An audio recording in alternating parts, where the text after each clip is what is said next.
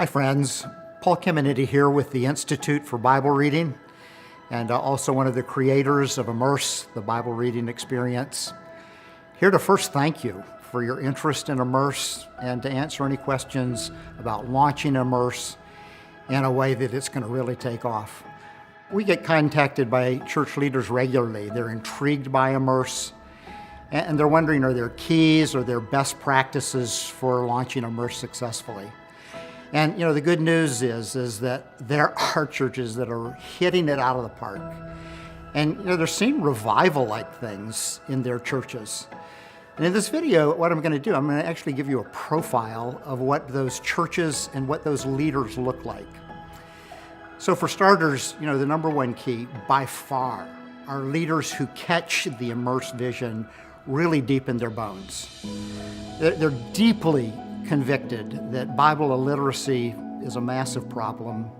And if we could somehow crack that nut, a lot of our other thorny issues would disappear. They've also bought into what I would call the uniqueness of the Immerse experience. They get it, that Immerse isn't just the next program to come down the pike. Instead, they understand that Immerse represents a major paradigm shift in the way churches engage the Bible. So what is it specifically that they've grasped about Immerse that's unique and sets it apart? The first thing is that Immerse is a reading Bible versus a reference Bible. And they understand that by removing chapters and verses, outlines, complex note systems, these aren't just cosmetic changes. We've given the Bible an unmakeover, and it has fundamentally and positively changed the reading experience. And the end result, and I love to share this, is people are loving their Bibles again.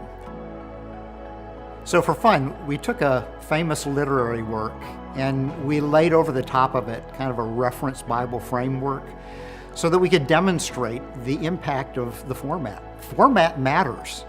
So, we're not trying to disparage reference Bibles. They serve a huge and important purpose. I've created numerous ones. But what I want us to think about is that for 400 years, reading Bibles weren't even available. But now reading Bibles like Immerse are being birthed, and I'm happy to report that visionary leaders are saying a big yes to this fresh innovation for themselves and for their congregations.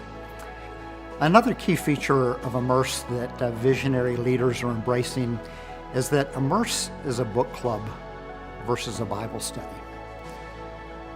They understand that there really is a night and day difference between book club conversations and Bible study conversations. There's a world of difference between a Bible study question, for example, like, how many times does Jesus refer to himself as the bread of life in John 6?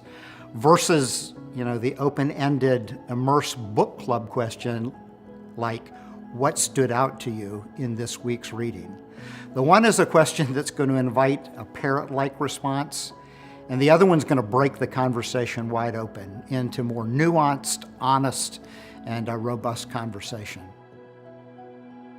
It's been very exciting and honestly very rewarding to hear reports coming in from these vision-led churches.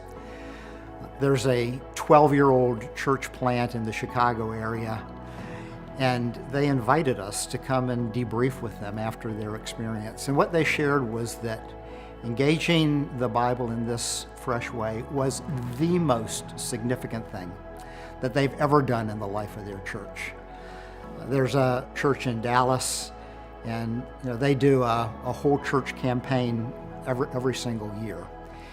And Immerse drew double the number of participants of any previous campaign. And people began spontaneously inviting their unchurched neighbors to Immerse book clubs, neighbors that would never come to a Bible study, and they came. And they wrote letters to the pastor, thanking the church and wondering when the next Immerse book club was starting. We've studied churches where Immerse has been a total game changer. And it almost always begins with visionary leaders who understand that Immerse isn't just another Bible study slightly tweaked. Immerse is, as one pastor expressed it, a revolution.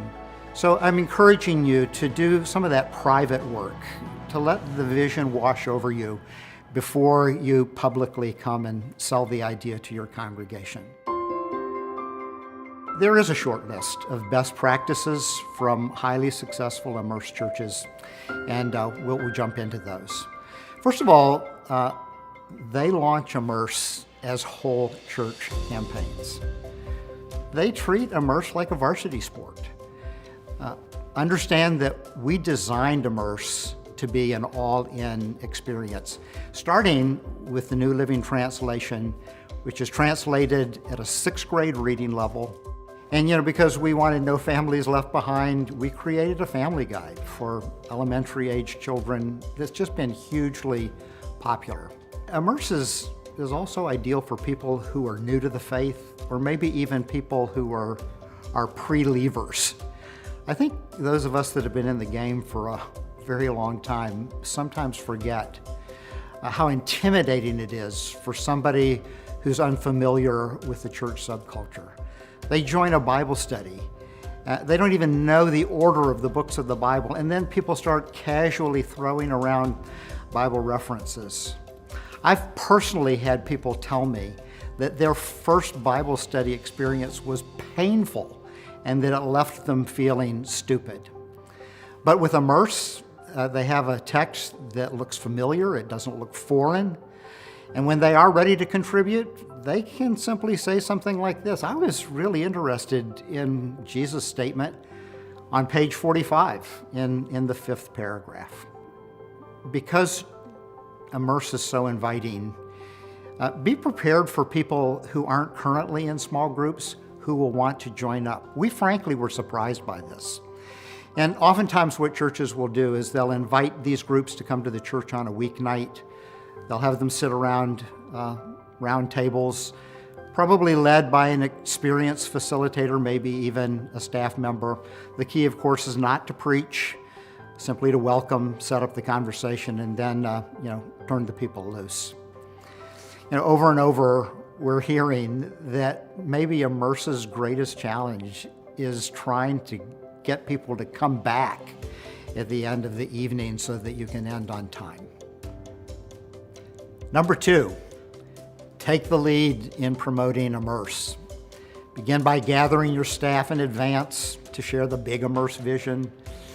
Request that they hit the pause button on any other conflicting initiatives. Your church is getting ready to embark on something that has the potential to reorient Bible reading habits for decades to come.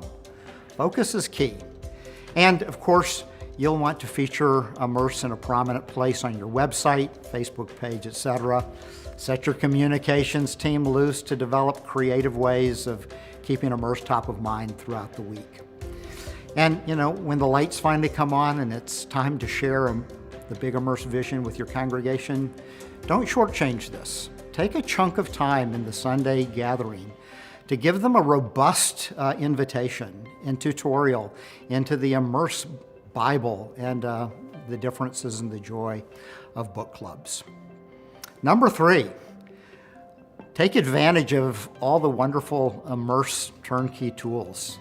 There's a series of guides. There's a leader's guide for you and your leadership team that you've invited to lead Immerse. There's a host guide for the Immerse facilitators to help them sort through the differences between being a facilitator and a Bible teacher. And of course, there's a great family guide for young families.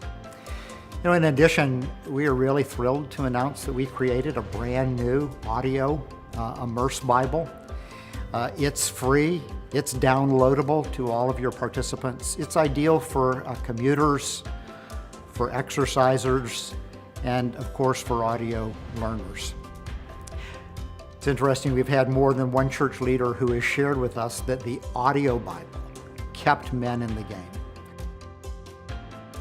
Finally, we created weekly animated videos. Think of them as trailers for what the group will be reading the next week. And oftentimes groups will end with them as a way of wrapping up their meeting and getting people jazzed for the next week. And then of course, there are ebook editions which are available through your traditional ebook suppliers. Number 4, Here's a bold one: preach through Immerse.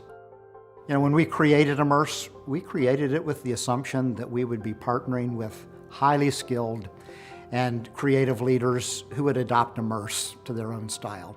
And frankly, we've not been disappointed.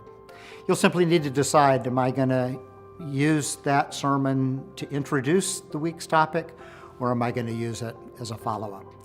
And to our delight, reports are coming in now of unique partnerships that are developing between the pulpit and the pew. So the preaching is still crucial, but the preacher is being perceived a little differently. Less as the sage from the stage and a little bit more as the guide on the side. And, fun fact, we're hearing reports from preachers that their congregations are telling them that their preaching is getting better. Consider developing another key partnership, this one with your Immerse hosts. Create a feedback loop where they can share key conversations and big questions that are surfacing in their groups. This will help inform your sermon preparation. Number 5, plan a 3-year strategy for all 6 Immerse volumes. Why not? Why not the whole church through the whole Bible? What kind of impact would that make on your congregation? The genius of Immerse is 6 manageable units. A while back, I was having lunch at a restaurant, and I happened to have an Immerse volume with me, and just kind of on a whim, I asked my waitress if she thought that she could read this particular volume in 8 weeks. And I'll never forget her response. She looked at me with disdain, and she said, "Heck, I could read that this weekend." Sometimes I think we sell our congregants short. Sometimes I fear that our congregations have been bamboozled into believing that the Bible really is this impossibly long book. And there's this fascinating survey that just came out where lay people were asked how long they thought it would take to listen to the entire Bible. You know what they said? They thought over 1,000 hours. Here's the truth: 80 hours. 80 hours for the whole Bible. Binge watching Friends takes 87 hours. The Office is 99 hours and 30 minutes. Harry Potter is 20% longer than the Bible. So absolutely doable for you to take your congregation on 2 8-week modules every single year. And in 3 years, your whole congregation will have read the whole Bible in community. Best practice number 6, make room for the Spirit to guide. I know that may sound a bit amorphous, but churches are reporting to us that the Spirit is working in unusual ways. We're hearing reports of the Spirit moving in whole cities, where cities are coming together and churches saying, let's have an ecumenical experience around the Word.